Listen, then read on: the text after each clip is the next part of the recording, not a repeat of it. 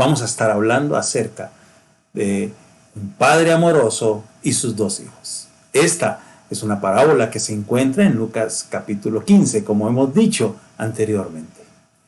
Para poder tener claro el contexto en el que se da, recordemos que en Lucas 15 encontramos la parábola de la oveja perdida, la parábola de la moneda perdida y la parábola del hijo pródigo, que nosotros hoy le vamos a llamar la parábola de los dos hijos perdidos. En Lucas 15 hay dos expresiones que hoy debemos ponerle mucha atención, que es el estar perdido y el ser encontrado. Son dos condiciones con las que creo que nos vamos a identificar. Y el contexto de la casa, del hogar, el lugar donde habita el Padre. Sobre la parábola de la oveja perdida, tenemos que recordar que la parábola nos muestra una oveja que se pierde fuera de la casa, fuera del redil. Por eso es que el buen pastor deja las 99 en un lugar seguro y se va a buscar afuera la oveja que se había perdido. En algún modo podríamos identificar esta parábola con el hijo menor. La otra parábola, que es la de la moneda perdida, nos muestra una moneda que se extravía dentro de la casa.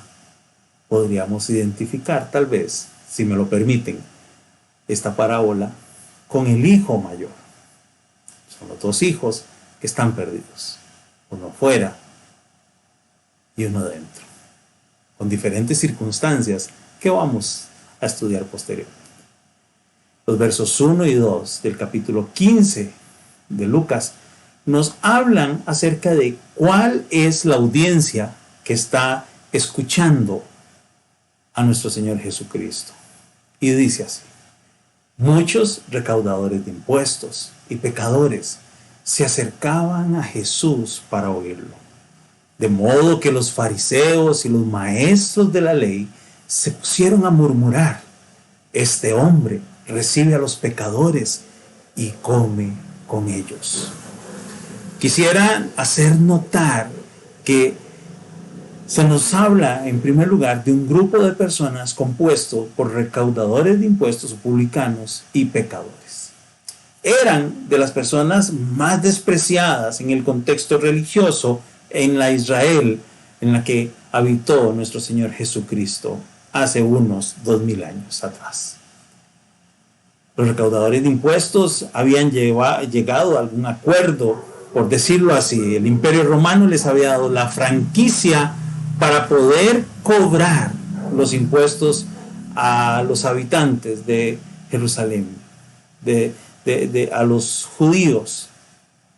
Desde la perspectiva de un judío, un recaudador de impuestos, que lo que hacía era recoger dinero para el Imperio Romano, era un traidor.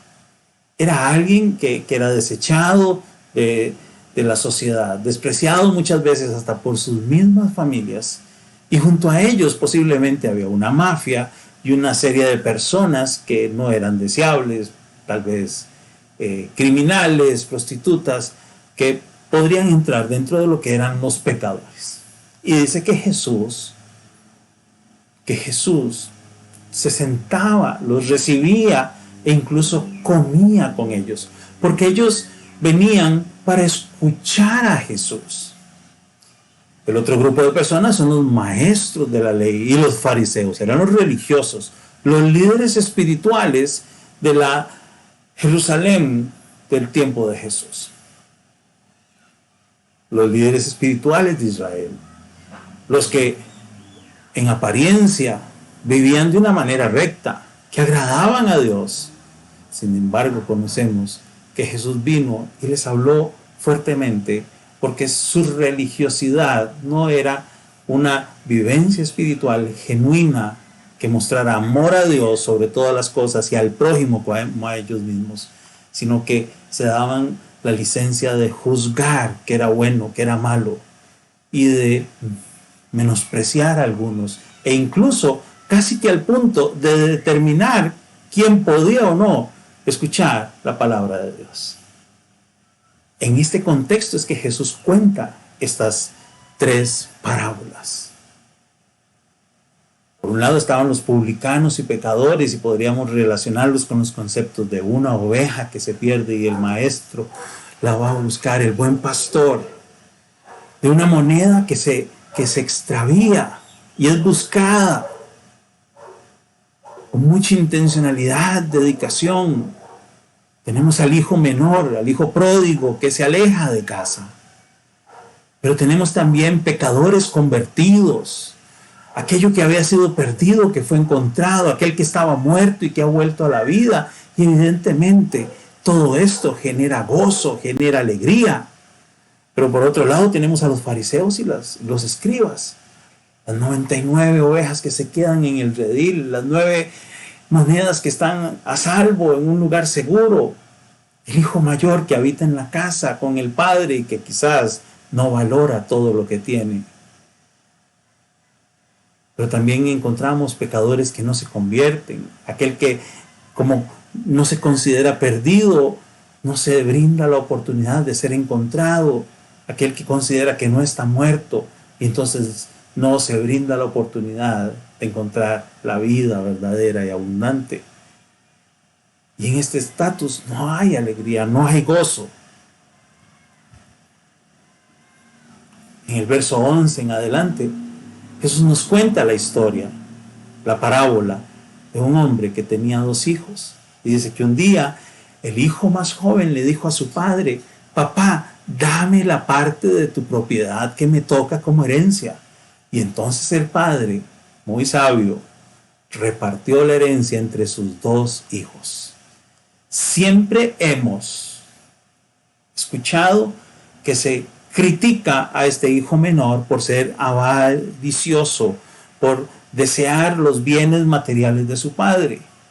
Él tiene el atrevimiento de pedir la herencia. Ya no quiero vivir contigo, ya no quiero estar a tu lado.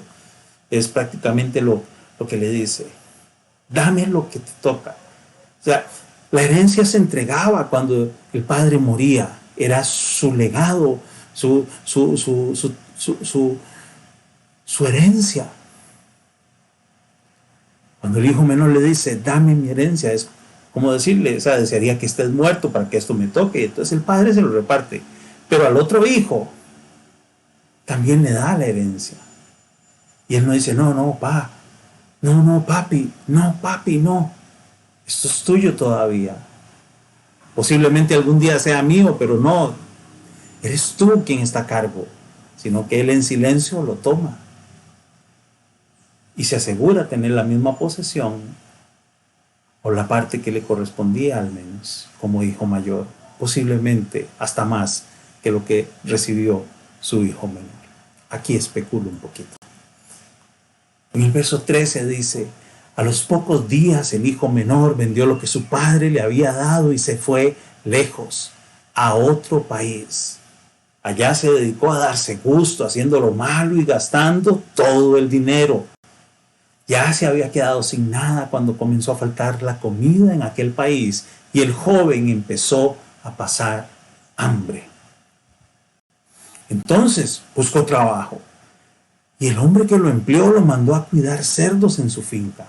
Al joven le daban ganas de comer aunque fuera la comida con que alimentaban a los cerdos, pero nadie se la daba. William Shakespeare en Macbeth escribe, esa engañosa palabra, mañana,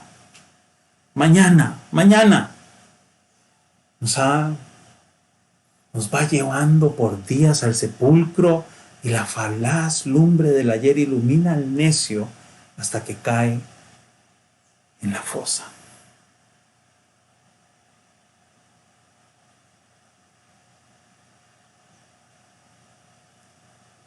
En Macbeth nos pone de relevancia esta extraña pero frecuente práctica humana que es la postergación, el no hacer las cosas que tengo que hacer hoy, sino que las dejo pasar. Y posiblemente este hijo que malgastó lo que tenía, se encuentra en esta situación. Llega al límite hasta estar en el foso, en el lodo, con cerdos, pudiendo regresar a casa. Usualmente hay algunas barreras que nos impiden regresar a casa, como la frase, disfruto mi vida porque me hace sentir bien. Y es que cuando alguien trata de prolongar el placer, no ve la necesidad de regresar su mirada hacia Dios. Y esta es la actitud que muchas personas tienen hoy en día, e incluso muchos de los que hoy se llaman cristianos, muchos de los que visitan iglesias y creen tener una relación personal con Dios y creen tener una sana espiritualidad, están simplemente buscando placer. Todo lo que le haga sentir bien, todo lo que le haga creer que está disfrutando de la vida, aunque eso le aleje de Dios. La pregunta es, ¿estarás acaso tú tratando de prolongar el placer como lo hizo aquel joven cuando tenía dinero? La postergación es otra barrera que nos impide regresar a casa. No, lo haré más tarde. Ahorita no, lo hago después. Dejo mi relación con Dios para después, mis compromisos con Dios para después. Voy a conectarme con Dios a través de la oración y el estudio bíblico después. Voy a ir a la iglesia después. Me conecto para recibir alimento espiritual después. Oro después. Cuando no sabemos cuándo será la última oportunidad. En tercer lugar, la autosuficiencia. Creemos que en nuestras propias fuerzas podemos disfrutar la vida a plenitud, arreglar las cosas a nuestra manera. E incluso nos creemos autosuficientes delante de Dios, porque le hemos sacado de la ecuación de nuestra vida, del éxito para nuestra vida. Pero hay algunos que la autosuficiencia juega en otro sentido. Son aquellos que no se creen dignos, que nunca voy a hacer lo suficiente para poder acercarme a Dios. No, ahorita no. Cuando me comprometa más, y no se trata de lo que yo puedo hacer, se trata de lo que Dios ya ha hecho, porque eso decimos que es por gracia. Es demasiado tarde, ya no tengo remedio. Y nos volvemos pesimistas. Estoy sumido en el fango, en el lodo, no, ya no tengo remedio. Entonces me vuelvo pesimista y me resigno. Porque digo, he intentado cambiar y nunca lo he logrado. Ya otras veces probé acercarme a Dios y no lo logré. Y me resigno porque he tratado de hacerlo a mi manera. Dice el verso 17 de Lucas 15, que este joven por fin recapacitó y se dijo, ¿cuántos jornaleros de mi padre tienen comida de sobra? Y yo aquí me muero de hambre. Tengo que volver a mi padre y decirle, papá, he pecado contra el cielo y contra ti. Ya no merezco que se me llame tu hijo. Trátame como si fuera uno de tus jornaleros. Así que emprendió el viaje y se fue a su padre. Este joven tomó tiempo, tomó llegar hasta lo más bajo y tuvo que hacerse 3 preguntas. ¿Dónde estoy? ¿Hacia dónde voy? ¿Y quién me espera? En la dirección que este joven tenía, estaba entre cerdos y con hambre. Necesitado y sin opciones. No iba hacia ningún lado y no había esperanza para su futuro. Pero él recapacita acerca de quién es su padre. Recuerda a su padre como padre. Reconoce que donde está no va hacia ningún lado y no tiene esperanza. Pero dice, al menos donde mi padre, los empleados de salario mínimo tienen todo lo necesario y yo aquí estoy sin nada. toma la decisión de regresar a su padre porque sabía quién le esperaba. Tuvo que hacer un alto en su camino, dar media vuelta y regresar hacia atrás, en la dirección correcta, en la dirección en que había un padre amoroso esperando. Quizás hoy tengas que hacerte estas preguntas. ¿Dónde estás? ¿Hacia dónde vas? ¿Y quién te espera? Recuerda que hay caminos que al ser humano le parecen correctos, pero su final es un final desastroso, un final de muerte. Matthew Henry escribe: los buenos propósitos son buena cosa, pero solo las decisiones firmes sirven para algo. No basta con un querría. Tiene razón Matthew Henry, que escribió esto hace mucho tiempo. Las buenas intenciones no son suficientes. Es necesario tomar firmes decisiones.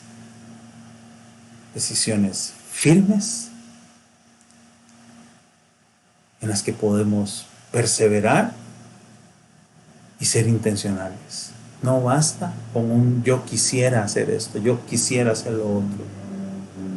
Es necesario tomar decisiones hoy. Kyle Idleman dice: es necesario ser muy valiente para llegar al final del camino, darse cuenta de que el fin es muerte y entonces hacer un viraje y regresar. El hijo pródigo llegó hasta el final del camino, pero estaba decidido a actuar y levantándose decidió actuar. Dice el verso 20: todavía estaba lejos cuando su padre lo vio y se compadeció de él, salió corriendo a su encuentro y lo abrazó y lo besó. Continúa Kyle Idleman hablándonos sobre este pasaje. Dice: el padre no iba a esperar, así como Dios no puede esperar a que regreses a casa por tu cuenta. De hecho, antes de que usted tomara la decisión de actuar, Él ya había actuado. La Biblia dice que aunque éramos pecadores, Jesús murió por nosotros, aun cuando estábamos en el país lejano, dándole de comer a los cerdos. Él actuó. Y ese Dios que actuó es el que nos debe hacernos replantear hoy dónde estamos, hacia dónde vamos y cuál es el futuro que nos está esperando. Quizás sea tiempo de regresar a casa. El joven le dijo: papá, he pecado contra el cielo y contra ti. Ya no merezco que se me llame tu hijo.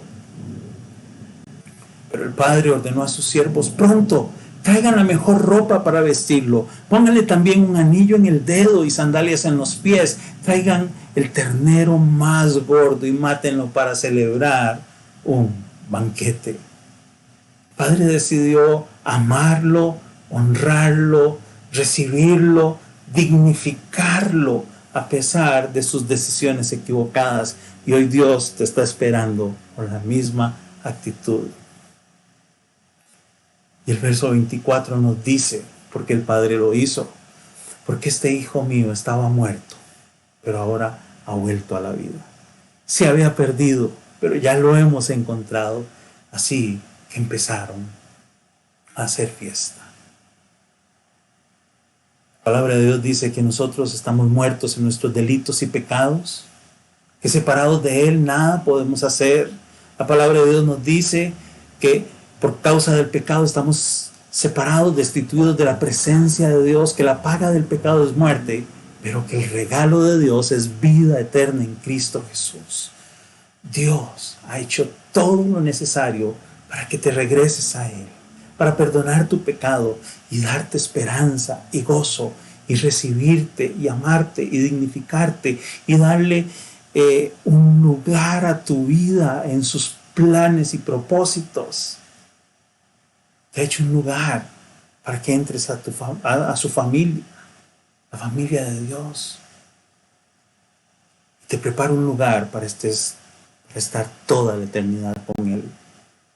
Tim Keller dice: el hijo malo estaba perdido en su maldad, pero el hijo bueno estaba perdido en su bondad. El hijo menor se fue y malgastó sus bienes y una parte de su vida. El hijo bueno, entre comillas, habitaba en la casa con el padre, disfrutaba de todo lo que el padre tenía, porque era suyo. Y él se había perdido en su bondad.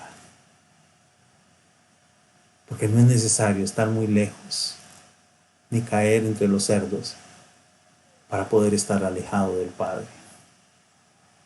Los versos 25 en adelante nos muestran la reacción del hijo mayor.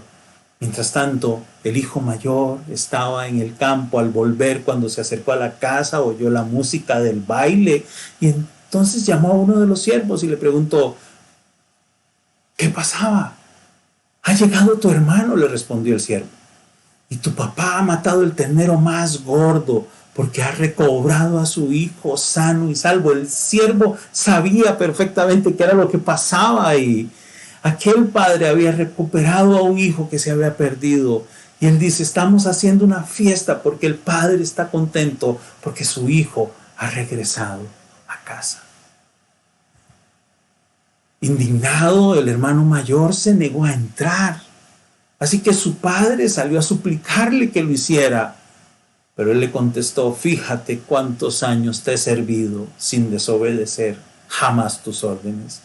Y ni un cabrito me has dado para celebrar una fiesta con mis amigos. Pero ahora llega ese hijo tuyo que ha despilfarrado tu fortuna con prostitutas y tú mandas a matar en su honor el ternero más gordo. ¿Qué actitud? Su propio hermano no le dice: ha llegado mi hermano, no, ha llegado ese hijo tuyo. No es extraño que en las familias haya pleitos entre hermanos, celos, conflictos. Pero este padre amaba a los dos y quería que los dos entraran a casa y estuvieran felices y disfrutaran de todas sus bondades y su favor y su amor. Hijo mío, le dijo su padre, tú siempre estás conmigo y todo lo que tengo es tuyo. Recuerde, ya le habían dado la herencia. Pero teníamos que hacer fiesta y alegrarnos porque este hermano tuyo estaba muerto, pero ahora ha vuelto a la vida, se había perdido, pero ya lo hemos encontrado. Jesús nos habla de un padre que espera pacientemente, con entusiasmo, a que regresemos a Él. Un padre que haría cualquier cosa para vernos de nuevo en su casa y que sufriría inimaginablemente mientras espera que sus hijos vuelvan a casa. Matthew Henry dice: en todo este proceso de reflexión, el pródigo siempre pensó en su padre como padre. Si consideramos a Dios como nuestro Padre, nos servirá de gran ayuda en nuestro arrepentimiento del pecado y en nuestro regreso a casa. Eso hará que nuestro pesar sea sincero, que nuestras resoluciones contra el pecado sean firmes y nos animará a esperar el perdón. Matthew Henry acá nos da algunas claves. 1. Trata de mirar a Dios como tu Padre, que te ama, que lo ha hecho todo, que lo ha dado todo para que regreses a casa. Pero para regresar a casa es necesario regresar con un arrepentimiento genuino de nuestro pecado, porque hay muchos que quieren regresar a casa sin arrepentirse del pecado, sin dejar el pecado y sin tomar resoluciones contra el pecado. Y es necesario que usted y yo tomemos hoy decisiones firmes, resoluciones firmes contra el pecado, resoluciones firmes para honrar a Dios, tomar pasos de fe para recibir por gracia el perdón, el gozo y la esperanza de una vida nueva y plena. ¿Cómo es el padre en esta parábola? El padre busca a ambos hijos. Es amoroso y bondadoso con ambos hijos. Él espera a sus hijos y anhela una relación con ellos y desea tener a sus hijos de vuelta en la casa. Dios te espera, Dios te ama, Dios te busca, Dios anhela que estés cerca de Él. Dios desea profundamente que hoy regreses a casa. Hagámonos las preguntas. ¿Qué necesito para levantarme hoy? ¿Dónde estoy? ¿Hacia dónde voy? ¿Y quién me espera? He hablado acerca de quien te espera es Dios, el buen Padre, el Padre Celestial. La pregunta es ¿dónde estás y hacia dónde vas? Trata de ir en la dirección que te permita disfrutar de todas las bendiciones, de la paz, del perdón, del gozo y la esperanza que Dios quiere dar. Lucas 15:32 dice, estaba muerto, pero ahora ha vuelto a la vida, que se había perdido, pero ya lo hemos encontrado. Que Dios nos ayude a tomar las decisiones correctas. Oremos. Señor, gracias, porque a través de tu palabra tú nos hablas y nos desafías. Hoy te pedimos perdón, Señor, si hemos estado perdidos, ya sea fuera, lejos de la casa o aún estando en casa nos hemos perdido. Perdona si no hemos valorado tu amor, si no hemos valorado tu bondad. Pero hoy, arrepentidos, te pedimos perdón por nuestros pecados, tomando la decisión, Señor, de entregarte nuestra vida a ti para que sigas haciendo en nosotros tu perfecta voluntad. Que tu Espíritu Santo nos ayude, que tu palabra nos guíe para honrarte en todo lo que hacemos. Que podamos tener la sensatez de regresar a ti. Hoy reconocemos que te necesitamos y que nuestra única esperanza, nuestra única alternativa, eres tú, Señor. En el nombre de Jesús te damos gracias, porque sabemos que si confesamos nuestros pecados, tú eres fiel y justo para perdonarnos, limpiarnos de toda maldad.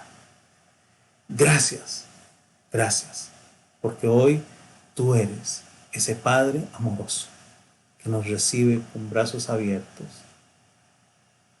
que nos amas, nos perdonas, nos llenas de gozo y esperanza y que decides, como parte de tu familia, usarnos para cumplir tus propósitos. Que nuestra vida sea hecha tu voluntad. Amén y amén. ¿Qué le parece si nos despedimos adorando a Dios? Que tenga una excelente semana.